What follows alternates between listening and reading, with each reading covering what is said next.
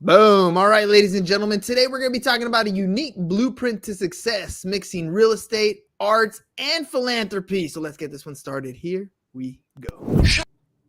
Shut up.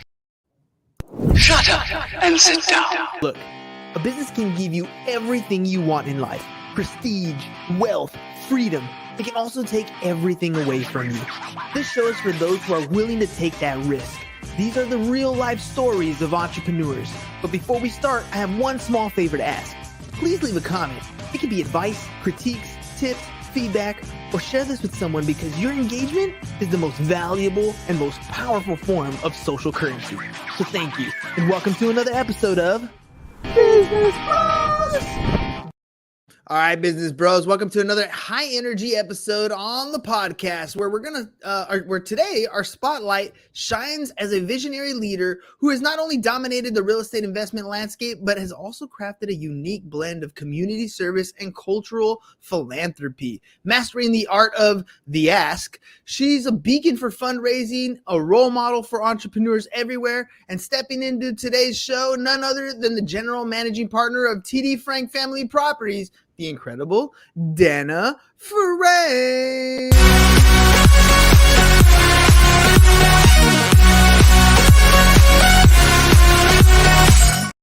All right, Dana, now the party can begin. Welcome to the show. Thank you. What an intro. Of course, we like to have fun here. So let's get this thing started. First question I always ask is the most obvious one. Everyone who comes on the show is here to promote something, to talk about what it is they do, something they sell. What is that for you? Absolutely. And I appreciate the opportunity. I have a book coming up. My first book is being published by Wiley, and it'll be available Juneteenth. It's entitled Get Up and Get On It, A Black Entrepreneur's Lessons on Creating Legacy and Wealth. And it's available for pre-order. Awesome. To be honest, I didn't know Juneteenth was a thing until just a few years ago. I didn't know it existed. I had somebody that came to me. They were doing work at our house, and they were like, "Hey, we're not going to be here on Juneteenth." And I was like, "What? Why not?" And then they kind of explained what's going on. Can you share with people what it is? Because sometimes, especially today, we don't always know our history very well. Yeah, that's a very good point. And, originally my book was scheduled to be launched in February for Black History Month, and that for the same reason. And we pushed the date back for Juneteenth because, it's really a, hold on a second here. I'm just reading from my notes here, but it's a federal holiday in the United States commemorating the ending of slavery in the United States.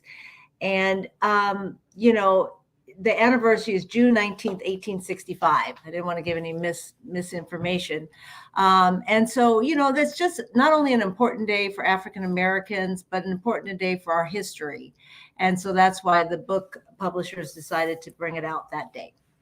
That's a perfect date too, by the way. So let me ask you about your story, your background a little bit. I mean, you've been doing a family-run business when it comes to properties with TD Frank Family Properties, and you've also transitioned to being an author. Give me a little bit of backstory. Tell me about that life on the real estate side and how you're transitioning to the author side.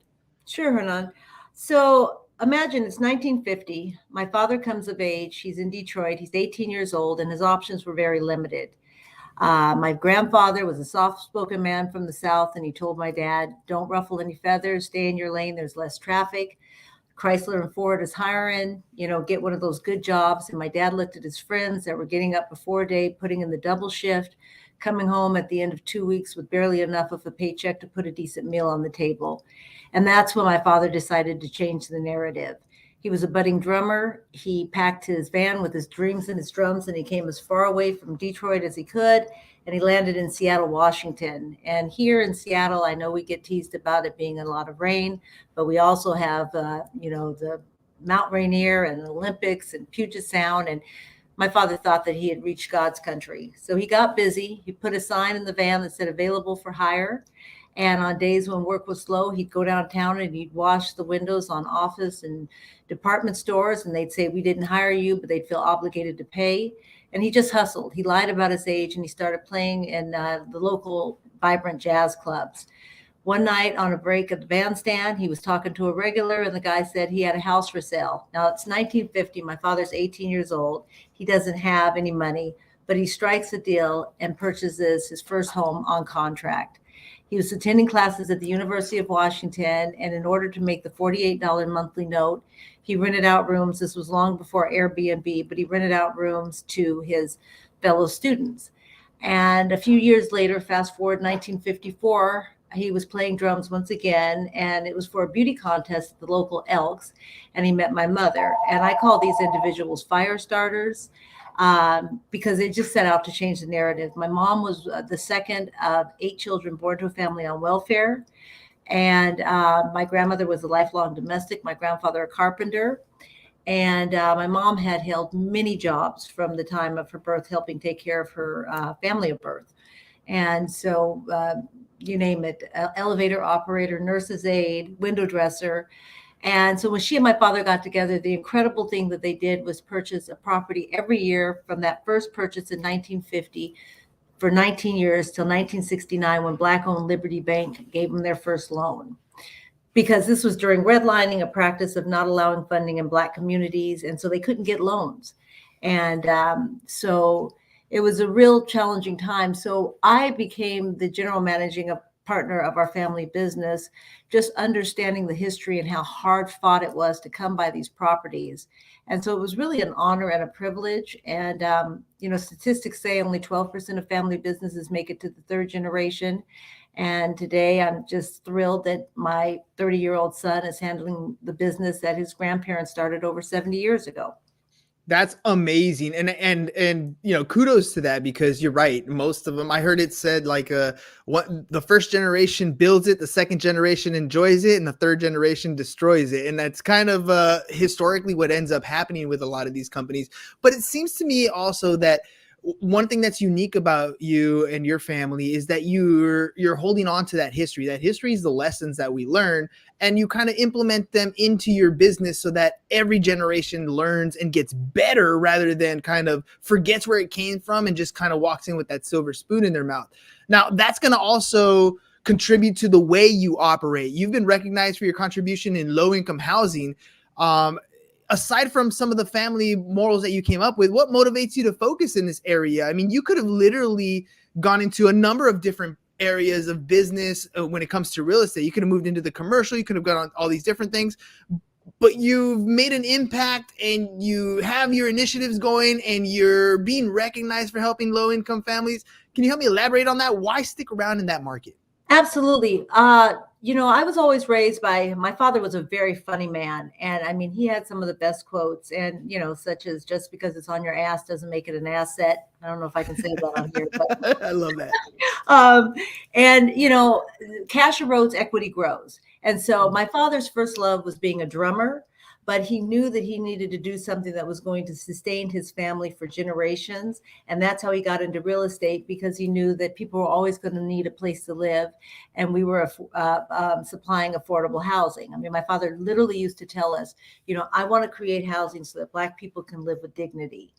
And, that's our proudest moment to this day. Is I have a person that comes to mind, and she came to me and was suffering with really hard family hardships, single mom.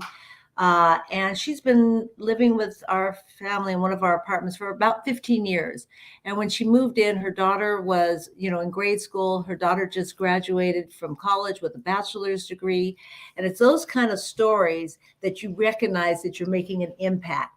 I mean, a lot of people, we go to church and we tithe, but for me, that's our tithing. And it's being able to witness it and to see it, and it's paying it forward. I always say you can't receive with a clenched fist, and it always comes back around. Now, real estate is a very competitive business. So many agents get licensed, and it takes 4 years to renew your license. And I heard the statistic that 80% of the homes are going to be sold by agents that don't even have a license yet. That just goes to tell you how much of the turnover ends up happening in this industry. You need to have good networking skills to continue to grow your business model. And you've been doing it for 3 generations. So you have some strategies down. Your event planning skills are legendary from what we hear. So can you walk us through how you leverage your network and maybe the grand opening of the African American Museum in Seattle and things like that to kind of help entrench yourself in the community, but also help you grow your business? Hernan, I swear I say that my network is my net worth, and it has never let me down. I have been involved in so many organizations that have impacted my life even more than the impact that I've left on them. I have been a board member of the Museum of Popular Culture for the past 9 years, and I teach tennis to homeless kids at the Nativity School, which is local in our neighborhood. Every year for the past 20 something years, I've hosted an annual gift drive for Treehouse for Foster Children. And I mean, that's such a reward. And some of the people that I have met in these organizations have just been game changers in my life personally. In the early days when my parents were starting out and they couldn't get funding because of Jim Crow laws and segregation and redlining, they partnered with these individuals that they network with. They were business owners. They owned the Seattle Carpet Exchange and the Sandpoint Builder Supply. And that taught me early on that your network can help enhance your life in so many ways. There are a bunch of people that are going to be getting into the real estate space at some point in their lives. They're going to get that license. They're going to be excited, and then they're going to realize how difficult that game really is. Do you have any advice for new real estate professionals coming into the market today when networking is different, the way we talk to people is different? But I feel like if we can just learn some of the core fundamentals that your family has established, they could be successful too. Absolutely.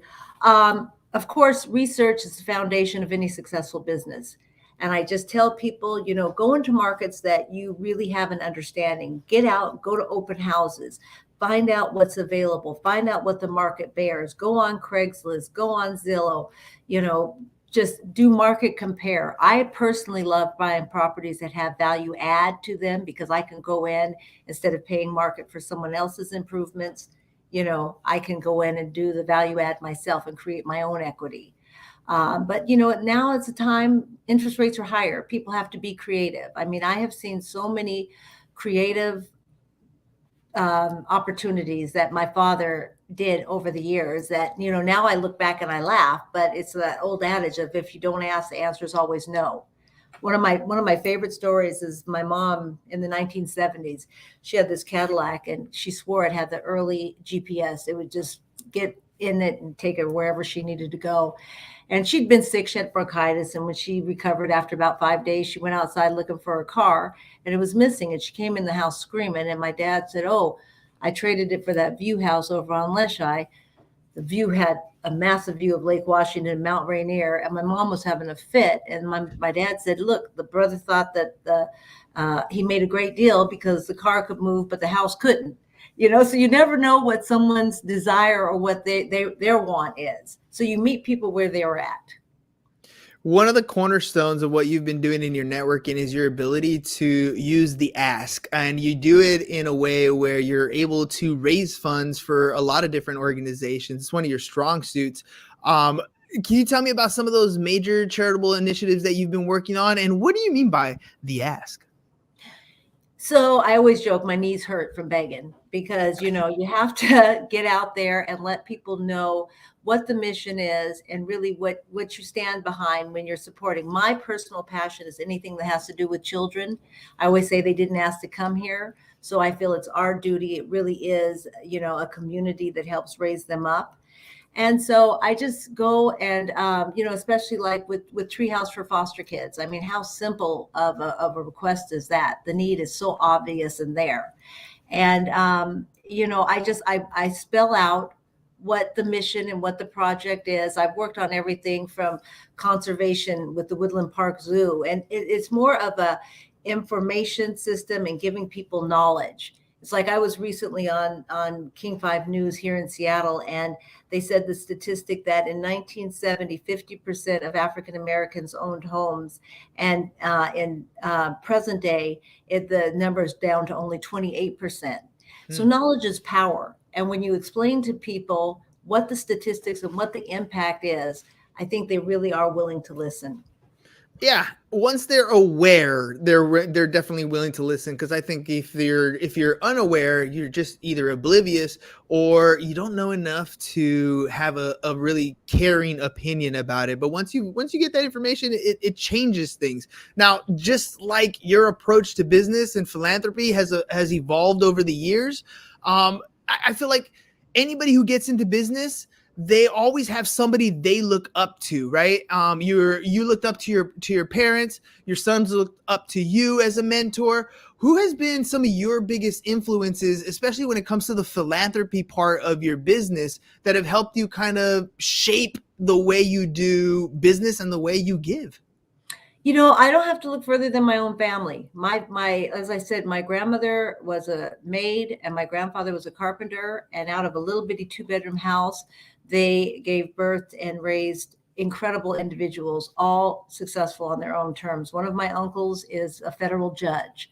My mother, I have never seen a woman at 91. She still, the title of my book, gets up and gets on it every day.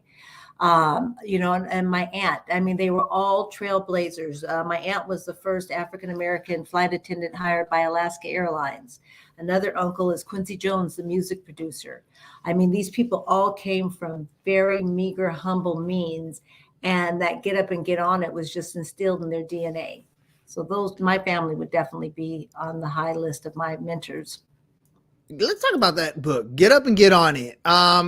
Give me a little background. Readers who pick it up, gonna look into it. What are they gonna find? What's the synopsis on that thing?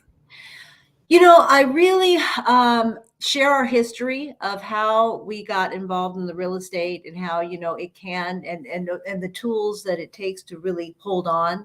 You talk about me raising my children, and I've got two. My son is 30, my daughter's 22.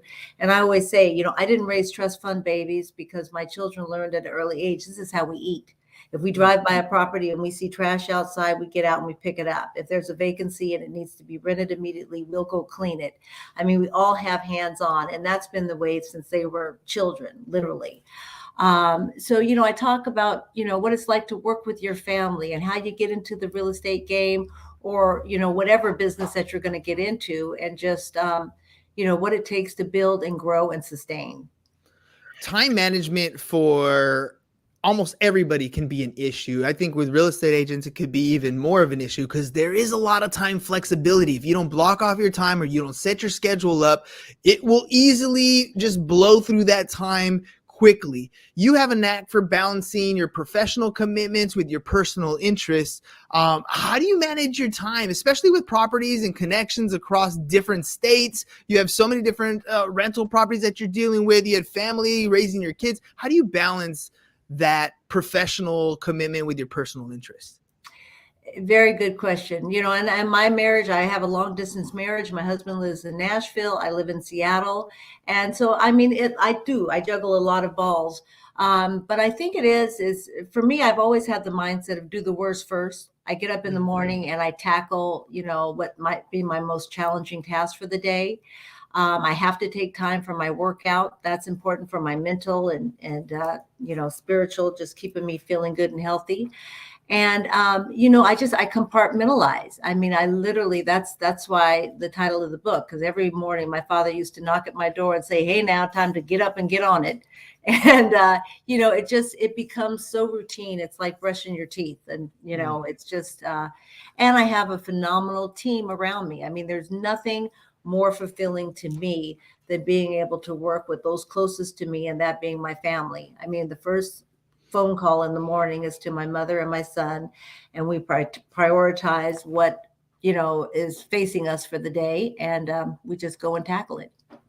Businesses almost always putting out fires. There's something that goes on, a challenge, an obstacle, something that kind of stumps your day a little bit that you got to resolve. And that's the key to a successful entrepreneur, is the ability to solve problems. Can you share any memorable challenges you faced in either your real estate career or maybe even writing the book? And how did you overcome it? Yes. I always say being a housing provider, you wear many hats. I mean, you are a therapist, you are, the school, principal, putting out fights between tenants, arguing with each other. We've had everything from, gang members and you know, ex-convicts and guns pulled on us and hoarders. I mean, I had one particular case where it was the worst case of hoarding I'd ever seen. And this resident had lived in this property for over 20 years. I actually purchased the building with him in it. He always paid his rent before the first of the month. He was never a complainer. And, you know, we just never had access to his apartment. And one month he hadn't paid, and it was middle of the month, and it was really unusual. So I kept knocking at his door. And, you know, I could hear him in there, and he was an elderly guy, actually a former fireman. But I later found out, had mental illness, and we had to end up kicking the door down and found him literally in floor to ceiling garbage. I mean, the man had held on to everything. And, you know, so it's those kind of situations that are just, you know, you just understanding the mental illness. And, you know, we're providing housing, so we have to be concerned with keeping the neighbors and everybody else around them safe as well, you know, and it's the big picture. Yeah, that's tough. I mean, the hoarding situation can be, there's just different levels, but when you walk into a place like that where you can't even walk through the living room, or there's not even a living room anymore, it's just floor to ceiling trash, which is bizarre to me that they find it you know, something valuable. But again, it's a mental illness, and it happens. It's definitely something that you have to overcome. I have a buddy of mine, and I saw on his Facebook feed, he went to go take care of his grandma because his aunt passed away. And then when he shows up, he walks into a hoarding situation, and you know, the stress, the anxiety, the pressure to get it all cleaned up, that definitely piles on, and it's not the easiest thing, but you found a way. You made it through. You helped out, and that's the whole idea of the solution. So if we want to get access to your book, learn about what you're doing, how can we get a copy so that we can get it come Juneteenth? The book is available for pre-order on Amazon or my website, therealdanafrank.com. And I just appreciate it. It was a really fun time writing it. And, you know, I just really wrote it more as my passion for just helping other people understand that, you know, they can really change the narrative and the choice on how they want to live their life. It's really in their hands. Where do you mentioned that your son's taking over, right? Brett, I think is his name. I think is what I had in my notes, right? So Brett's taking over. You've been teaching him since he was little to be hands-on into the business. Where do you see the company going in the next generation or two? You normally ask the question the next, 4 or 5 years, but in your case, where do you see it going in the next generation or two? To my children's children. It's that old adage of plant a tree so that even though you might not enjoy the fruit, your children, their children, and their children will.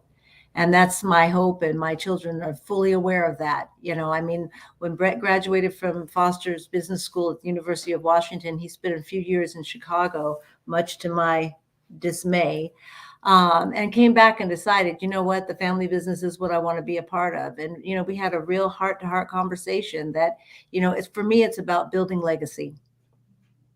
It's not easy all the time to get your kids to do what you want them to do. You try to provide as much influence as you can. Sometimes they go off to Chicago to do their own thing, but hopefully you put enough in them to realize that, you know what? This is where you want to be. This is where you're comfortable. This is where your future lies because we've set it up for you and it's ready to rock and roll. Dana, thank you very much for coming on the program today. Your story, your family story is very inspirational. There's a lot of people out there who are building companies in the hopes that they can build a legacy that they can pass on to their kids.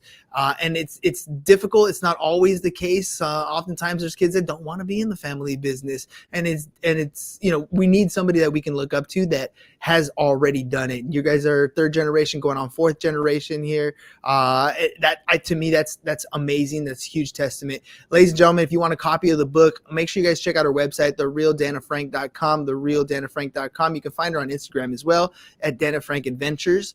And again, the book comes out June 19th, Juneteenth. Grab yourself a copy. It's ready for pre-order. Dana, thank you very much for being on the program. Ladies and gentlemen, we'll catch you guys on the next one. Peace. And we're out. It's over. Go home. Is your business in need of marketing? Try starting a podcast, but not just any podcast.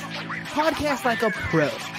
We can show you how to take your business from being invisible to becoming a brand people trust. Go to www.businessbros.biz to get started.